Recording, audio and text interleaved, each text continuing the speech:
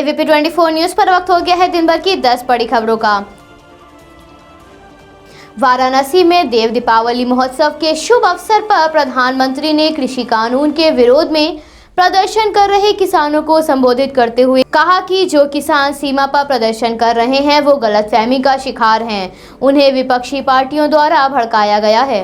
यदि किसान कृषि कानून को समझे तो वो ये जान जाएंगे कि ये कानून उनके फायदे के लिए बनाया गया है, मगर विपक्षी दल ऐसा नहीं चाहते हैं। विपक्षी दलों ने उनको भड़काया है और उनको इस कानून को लेकर गलत चीज़ें बताई जा रही हैं।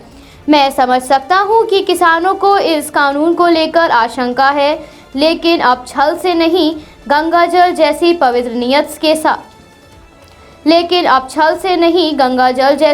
नीयत के साथ काम किया जा रहा है। प्रधानमंत्री ने आगे कहा कि विपक्षी दलों ने अपने फायदे के चलते किसानों को इस योजना का लाभ नहीं लेने दिया। देश के 10 करोड़ से ज़्यादा किसान परिवारों के बैंक खातों में आज सीधी मदद पहुंचाई जा रही है। अब तक लगभग 1 करोड़ रुपए किसानों के बैंक खातों में पहुंच गए हैं। कृषि कानून से किसानों को नए विकल्प मिले हैं, लेकिन विपक्षी दल ऐसा नहीं चाहते हैं। इसलिए विपक्ष के साथ कुछ लोग मिलकर किसानों को भड़का रहे हैं। प्रधानमंत्री ने कहा कि जब से भाजपा की सरकार आई है उसने देश के हित में काम किया है और इससे पहले जो सरकारें बनी उन्होंने सिर्फ किसानों के साथ छल किया है। देश के विकास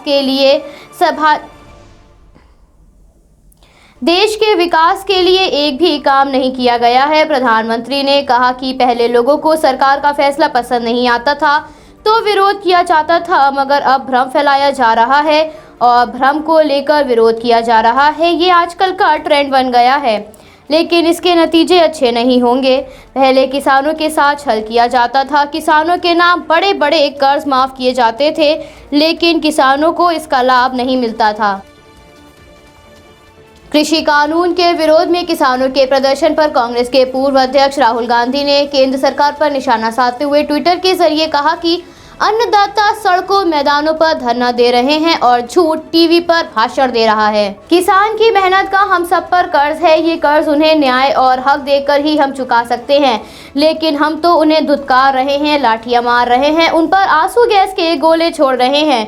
राहुल गांधी ने आगे कहा कि जागिए, अहंकार की कुर्सी से उतरकर सोचिए और किसान का अधिकार किसानों को दीजिए। इससे पहले भी राहुल गांधी ने ट्वीट के जरिए कृषि कानून को लेकर मोदी सरकार पर निशाना साधा था। राहुल गांधी ने कहा था कि जब अन्नदाता अपनी आवाज़ उठाते हैं तो उनकी आवाज़ पूरे देश में गूंजती है। कांग्रेस ने कृषि कानून को तत्काल रद्द किए जाने की मांग भी की है।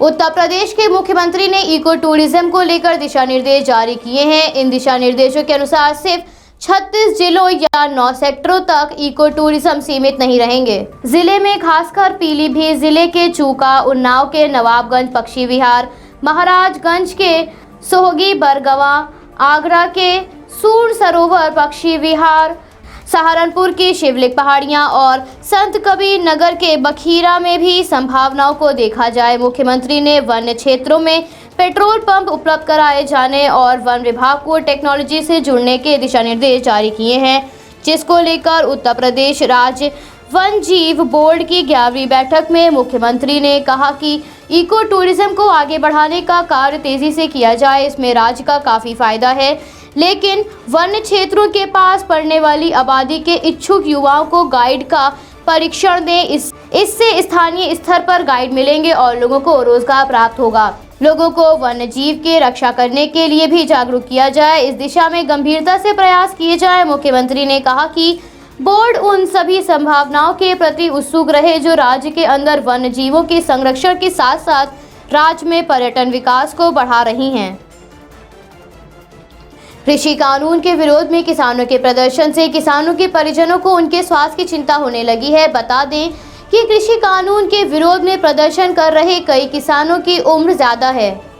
ऐसे में सर्दियों के आने से परिवार वाले चिंतित हैं। सोमवार को प्रदर्शन कर रहे एक किसान की हृदयघात से मौत हो गई।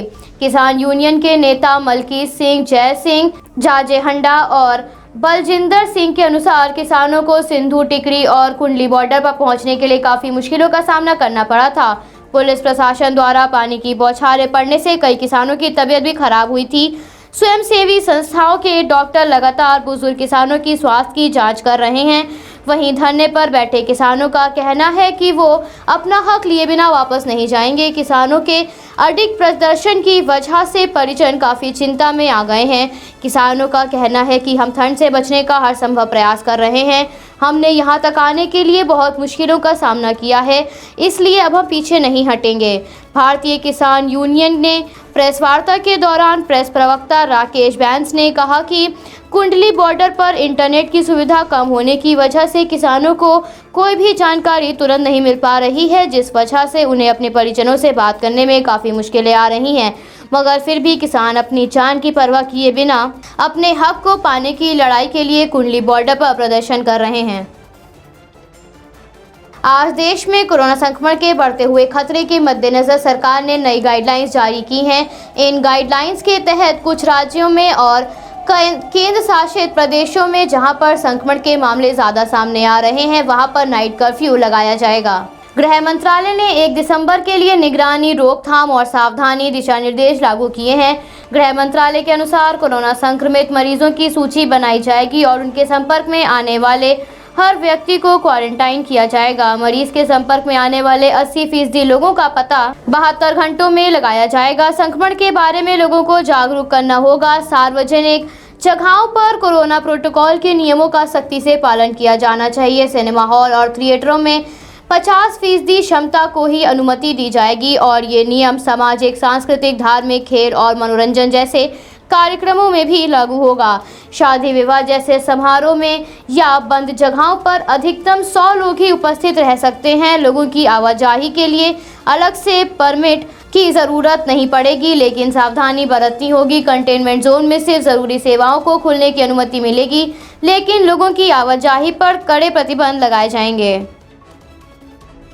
जीएचएमसी के 150 वार्डों के चुनाव के लिए मतदान आज सुबह से प्रारंभ हो गए हैं। मतदान सुबह 7 बजे से शुरू होकर शाम 6 बजे तक चले। इस चुनाव में 150 सीटों पर 1122 प्रत्याशी मैदान में उतरे हैं। इस चुनाव में 74,44,260 मतदाता अपने मताधिकार का प्रयोग करेंगे। इस चुनाव में विधानसभा और सांसद के चुनाव की तरह ही प्रचार किया गया है।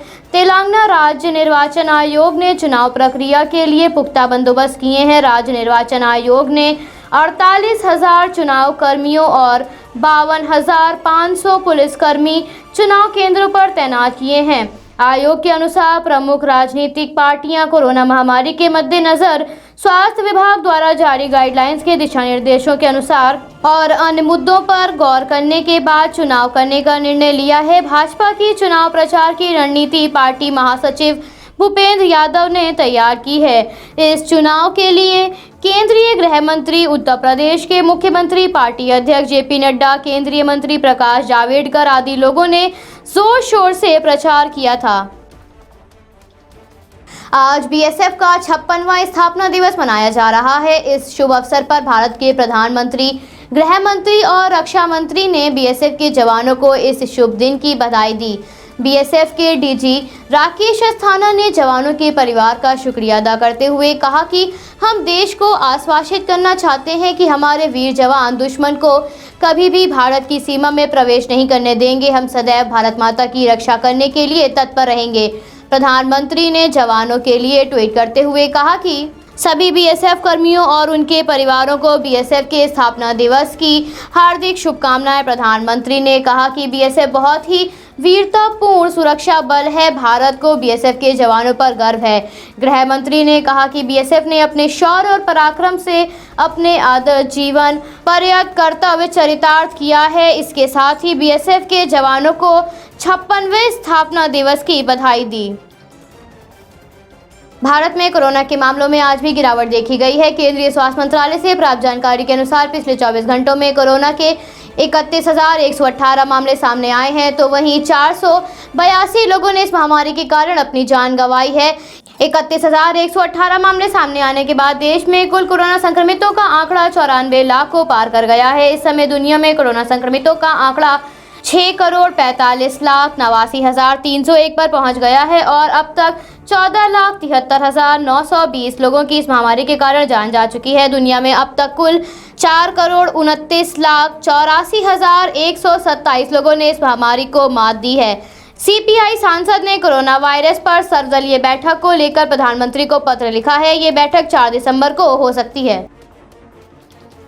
वास्तविक नियंत्रण रेखा पर चीन से तनाव की स्थिति के मद्देनजर भारत अपनी युद्धक शक्ति को प्रतिदिन बढ़ा रहा है, जिसके तहत मंगलवार को भारत ने अंडमान और निकोबार द्वीप समूह क्षेत्रों में ब्रह्मोस सुपरसोनिक क्रूज मिसाइल के एंटी-शिप वर्जन का सफल परीक्षण किया। भारतीय नौसेना द्वारा किए जा रहे परीक्षणों का ये दूसरा हिस्सा है। सूत्रों से प्राप्त जानकारी के अनुसार इस मिसाइल का निर्माण रक्षा अनुसंधान एवं विकास संगठन DRDO ने किया है। आज BSF के 56वें स्थापना दिवस के शुभ अवसर पर BSF DG राकेश अस्थाना ने दुश्मन देश पाकिस्तान को चेतावनी देते हुए कहा कि पाकिस्तान की किसी भी कायरतापूर्ण हरकत का हमारे BSF के जवान करारा जवाब देंगे। हमारे जवान पाकिस्तान की किसी भी नापाक हरकत का मुंह तोड़ जवाब देंगे। अमेरिका के नवनिर्वाचित राष्ट्रपति जो बिडेन ने संयुक्त राष्ट्र महासचिव के एंटोनियो से कोरोना संक्रमण के खिलाफ लड़ाई के साथ साथ वैश्विक संबंधों को मजबूत करने के मुद्दों पर वार्ता की। अस्थायी प्रशासन के अनुसार भविष्य में स्वास्थ्य क्षेत्र में आने वाली परेशानियों से निपटने के लिए निर्माणकार मानवीय संकट, सतत विकास को प्रोत्साहित करने, सुरक्षा और शांति बनाए रखने के लिए, जलवायु परिवर्तन से निपटने के लिए और लोकतंत्र जैसे मुद्दों पर जो बिडेन और एंटोनियो के बीच वार्ता हुई। नवनिर्वाचित राष्ट्रपति ने बढ़ती हुई हिंसा से अमेरिकी नागरिकों पर पैदा हो रहे संकट को लेकर चिंता जताई है और इसके लिए तैयारियां किए जाने के भी कहा है। जो बिडेन ने अर्जेंटीना के राष्ट्रपति से बात करके कोरोना महामारी को नियंत्रण करने के लिए कोरोना महामारी को नियंत्रित करने के लिए साथ मिलकर काम करने की बात कही है। Bureau report AP24 news Lucknow. Subscribe कीजिए हमारे न्यूज़ चैनल को और बेल आइकन को प्रेस करना ना भूलें ताकि हमारे नए वीडियोस का नोटिफिकेशन आपको मिलता रहे।